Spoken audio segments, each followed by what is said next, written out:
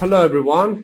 We're back again with another episode of The Fact. Today, we're going to talk about the crisis of Mexican immigrants on the borders of USA. And as you know, the Trump administration has put some pressures and also sanctions on Mexican citizens and also immigrants. So today, we would like to talk about this issue. And we have three respected guests.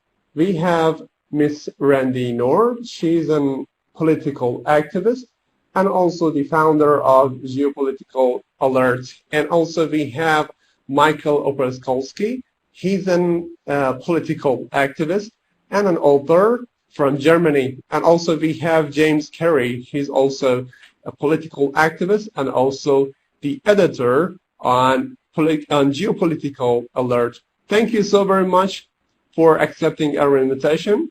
It is a true honor to have all of you on the program. I would like to start with the first question. Randi, if you may, can you please just explain about the roots of such a policy that Trump had chosen against the Mexican citizens or immigrants and made all of this chaos on those borders? Sure. Well, it's interesting because when we ask ourselves this question, we want to, how do we separate Trump's actual policy decisions from what he's doing just to please his supporters? If we want to look at a policy perspective, we need to go back to NAFTA and look at what's happened in the years since NAFTA has been passed and the effects that it's had. And proponents at the time argued that it would reduce immigration coming from Latin America. But in reality, it's decimated the working class in the United States despite the increase we see in GDP. So the people at the top have really only benefited from this. Outside my door, I could point out several abandoned buildings and factories that have shut down as a result. And the Mexican people and the people throughout Latin America haven't really benefited either because the factories who shut up all the manufacturing jobs that had left the U.S. and moved to Mexico did so because they wanted to take advantage of cheaper labor. And the status of workers across the continent did not improve. So basically you have a flood of people seeking better opportunities as a result of that coming from Latin American countries, and the American working class kind of taking a reactionary position and getting angry about that. And of course, we can't forget the U.S. imperialism and interventions in Latin America, especially Honduras, and what we see happening in Venezuela right now, and Nicaragua. So we can't forget that the U.S. has supported these austerity measures in the countries of the people who are coming here to seek better opportunities and safety. So it's really multifaceted. It's really just progressed since the 90s. Despite what the Trump camp says, immigration from Mexico is technically down right now, but still very much up from when NAFTA has passed. So it's very multifaceted and affects people on multiple levels. Thank you, Randi. Brother Michael, I know that you actually have seen somehow the same issue in Germany when Germany was facing the refugees and immigrants from Syria. So I would like to go back to the society of United States. Do you think that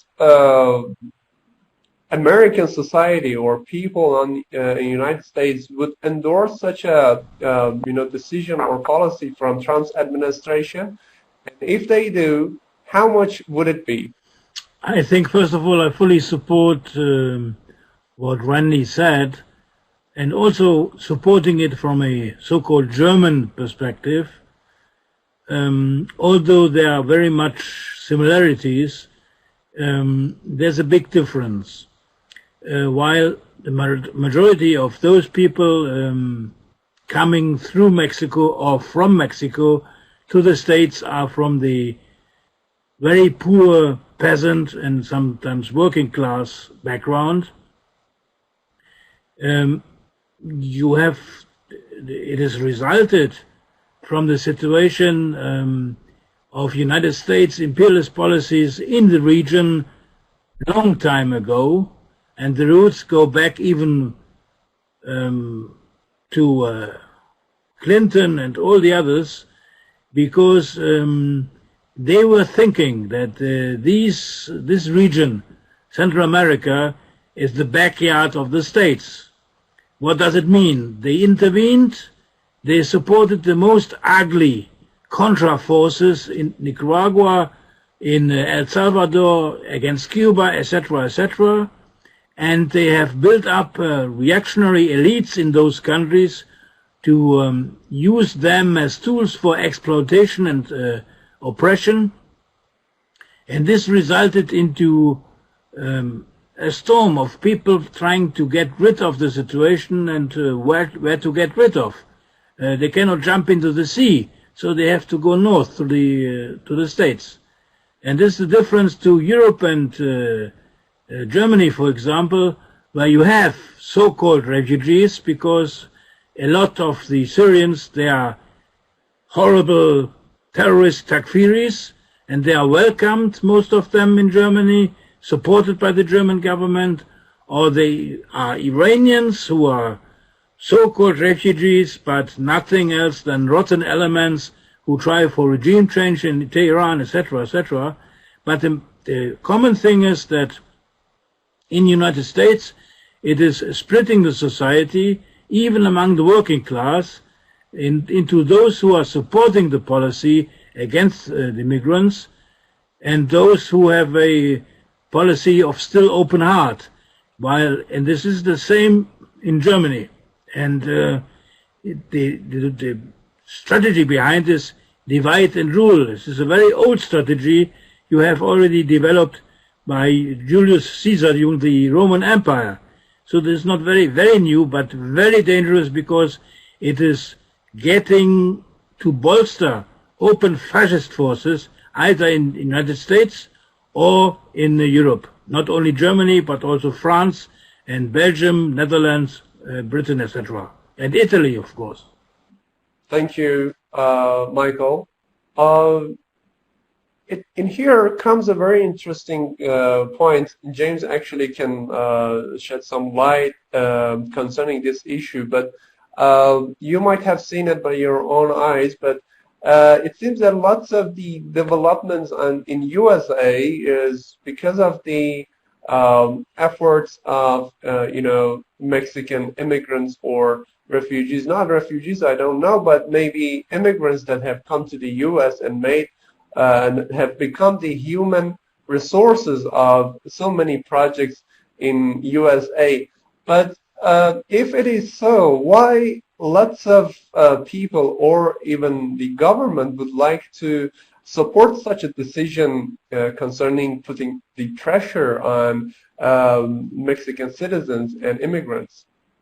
There are different factions within the state at this point, and even within the Republican establishment, there are different factions. There is a faction of capital that's embodied more by like libertarian foundations and things like that, like the Koch brothers, who are fine with open borders and want immigration because they realize it's a human resource. And those are the types who are backing neoconservative candidates in 2016 against Trump.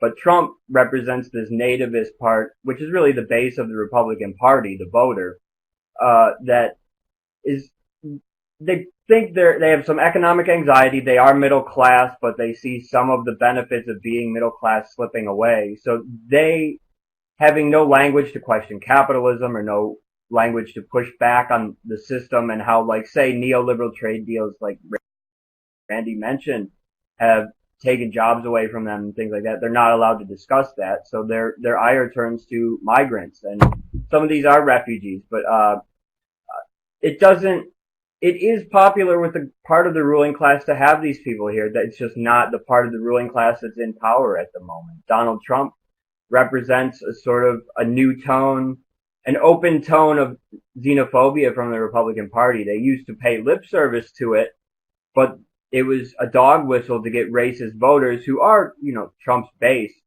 but they were never serious about, say, building a wall or like these mass deportations in the way that Trump voices it. And it's the only outlet a lot of, say, middle class or even white working class have. Besides, you can't talk about capitalism or the failures of, say, these neoliberal trade deals. So your outlet is to be angry at migrants or be angry at refugees. And I mean, even now, some of the people at the border are seeking asylum as refugees, but that's a fully legal thing to do. Trump supporters say, want to make that illegal. It's just, this is the only way they can voice their criticism. These are the only people they have to blame often.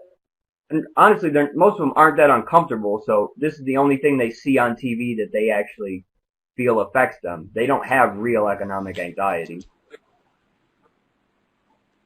Thank you, James. You mentioned all of these points, and it makes us go to the funny subject of the wall that has been also somehow subject for so many jokes and so many memes in different places. But what happened eventually? What happened to the wall? Is it going to be built finally? And if it is, are there any kind of progress, or is there any kind of development on this project? Yeah, what happened about the wall? Well, back in February, Congress shut down Trump's $5.7 billion request to build it, and that's what triggered the government shutdown that went on for several weeks. And then after that happened, Trump decided to shift funds around into a Department of Defense account. And I believe we saw him pass a few national emergencies and executive orders during this time that declared the border and everything happening at the border a national security threat. And what's happening right now is he's trying to seek approval from the Supreme Court before the 2019 fiscal spending year lapses in September.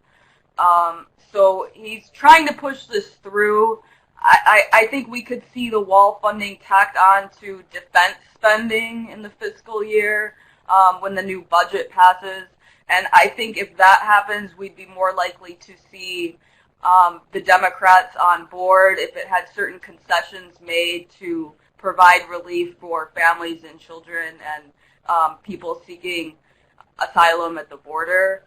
At the same time, Trump's already trying to please his supporters by spending all this money on the wall, and he's already created something new for attention with everyone's talking about the camps and the family separations. And on top of that, we also have to remember that this is a multi-billion-dollar project, and companies are going to want to make money off of this somehow. I know there was talk of some companies that had built the wall in occupied Palestine bidding for this project. So there's a lot of money to be made by building this wall. So on two sides, he wants to please his supporters and please the capitalists that are going to make money off of this. So he's really trying to find any way to get it through. But as of right now, it seems like the physical wall is on the back burner at this point until something changes politically where he can secure that funding. I see. It's very interesting that this whole kind of making separations and walls, and you also mentioned about those camps. It turned out into something which is basically a humanitarian crisis on the border. So, Michael, you know that we also have this kind of separation camps, as Randy mentioned, on the borders between USA and Mexico, and that made somehow a very whole issue of somehow crisis, humanitarian crisis. So, how is the situation right now, and how is it going? Is it going to be resolved soon, or it's still an ongoing process? I seriously fear that it's going to be an ongoing process, because the U.S. policy will not change dramatically in the very near future. So people are going to continue to leave their countries and to run away, and they will end up in those semi-concentration camps. And the other fact is that there's no real international pressure against it. There's no international organization that is seriously campaigning against it. Not to talk about the mainstream media. Just imagine what happened during the so-called Syrian refugee crisis. A full pack of lies against Syria, a full pack of lies against Hezbollah, a full pack of lies against the axis of resistance, for nothing. And they even produced films and provocations with the chemical weapons, etc., etc. This does not happen now. Why? Because not in the interest of any serious force to get in direct confrontation with the United States. And while in the other case, most of those so-called refugees were tools, simply tools, willingly or unwillingly, of those forces who are destabilizing countries and regions. So this makes the key difference. Therefore, I fear that the humanitarian crisis at the Mexican border, in the so-called concentration camps, etc., they will continue. That will be a very, horrifying issue, because these kind of camps are very similar to camps that has been used in the history against the Uppers people in lots of the wars, and I can say in most of the wars that we had.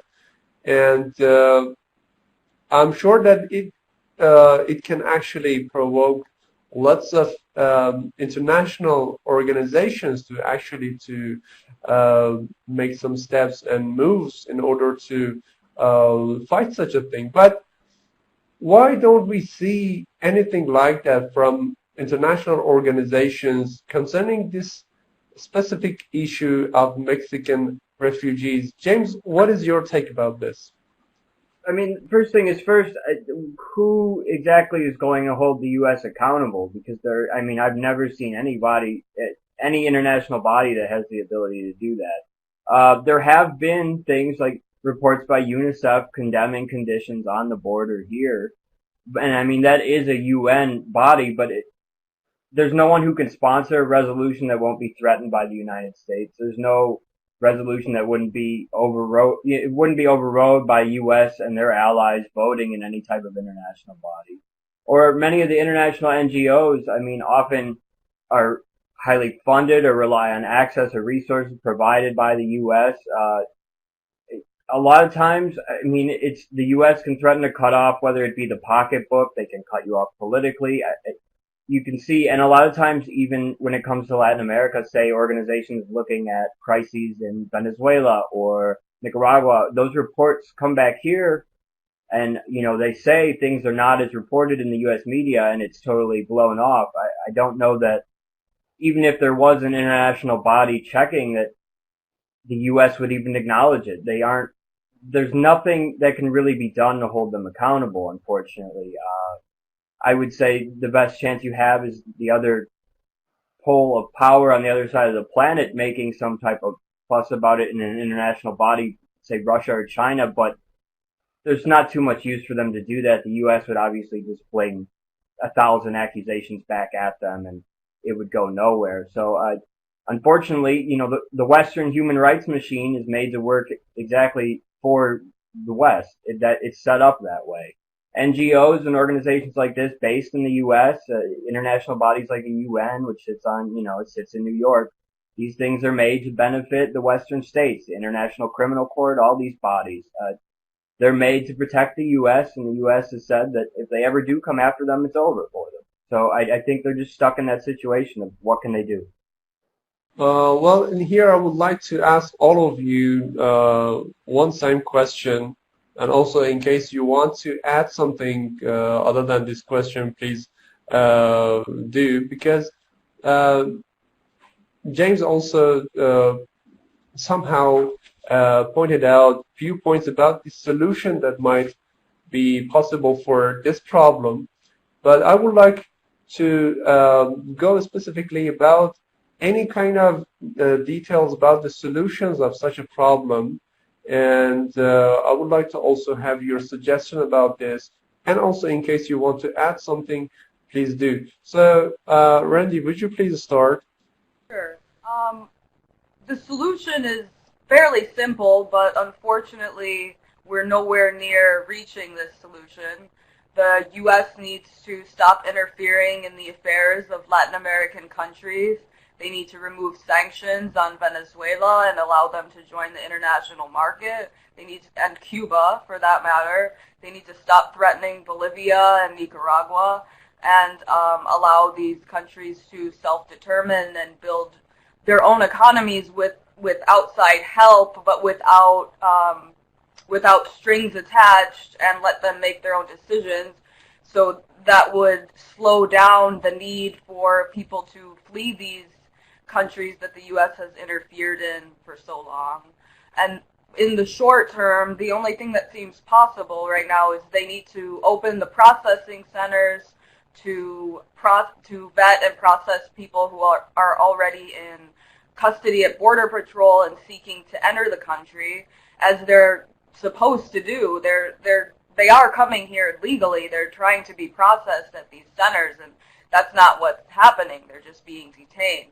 And another thing they need to do is they need to reunite the families as best they can, because we hear horror stories about children going missing and being adopted off to wealthy families in the U.S., and their parents are deported back to Mexico or Guatemala, never to hear from them again. So those are two short-term solutions, and long-term need to stay out of Latin American and every country for that matter's international affairs.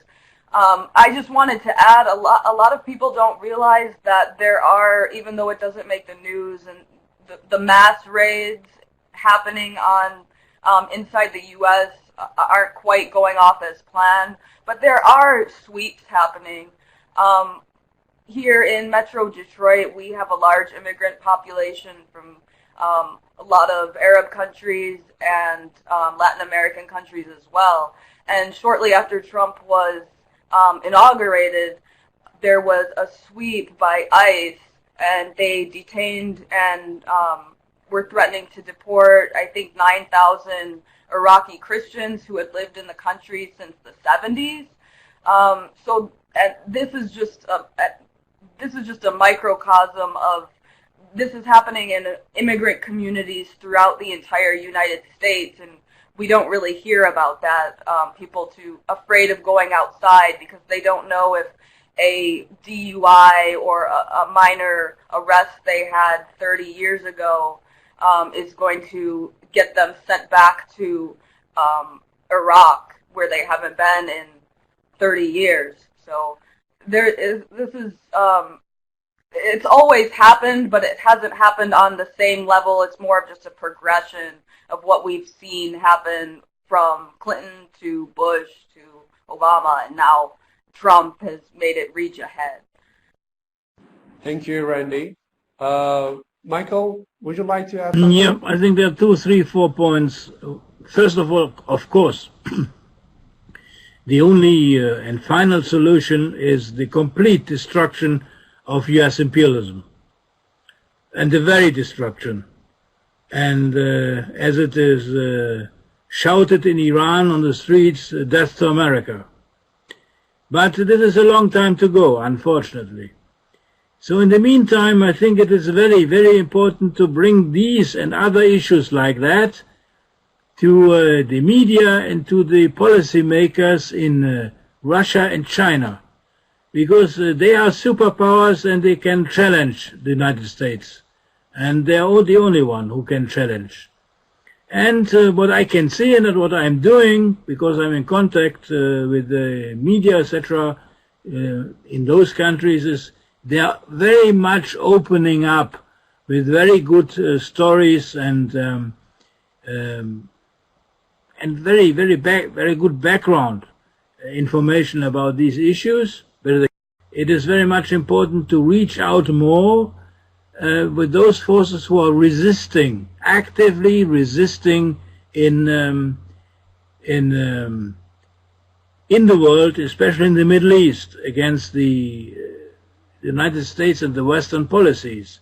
And just imagine the poor Yemen, who is in a very terrible situation, completely under pressure, bombed, and people are starving. The people in Yemen, they started to report their al-Mazariya, their little TV stations started to report about the refugee crisis. And we can continue in this program here. What you are doing in this situation is a little piece.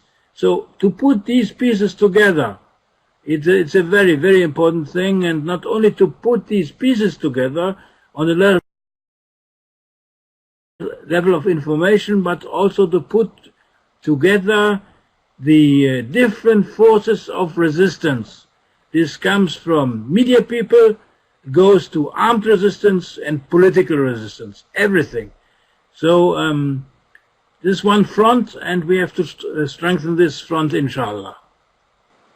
I definitely agree with Michael. The media should shame the United States in every corner of the planet that it can, because this country tries to drag every nation that it can try to down on human rights. The liberals eat it up even when Donald Trump is president.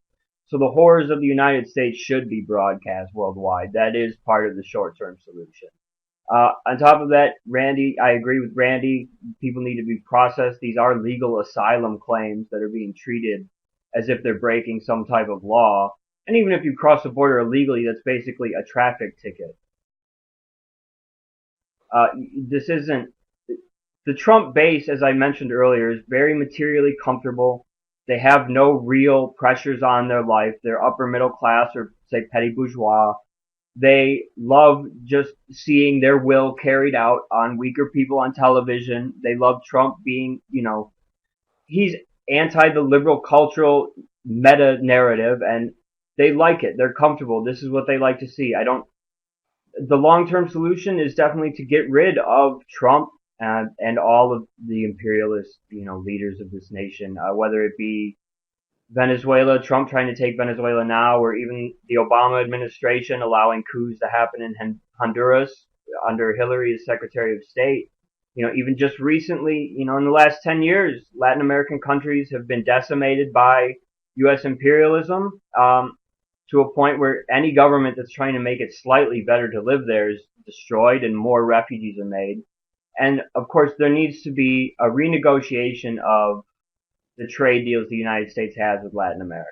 Trump pretended to renegotiate NAFTA, and he made a lot of noise about it, but nothing really changed in this trade deal.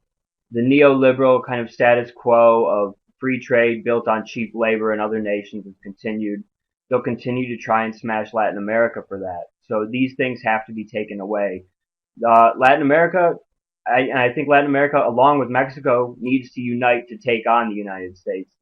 Mexico has been kind of making deals with Trump lately, and I think they should unite with the South, because you'll never get an inch from the United States. They'll never give you anything. Thank you, James. It was a very informative and fruitful talk with all of you. I would like to thank Michael, James, and Randi. I'm really happy that you accepted our invitation to the program. And also for our viewers, you can actually follow our program on our YouTube channel. I would like to put an end to this episode of The Fact. Thank you, everyone, and I wish you a great time. Goodbye.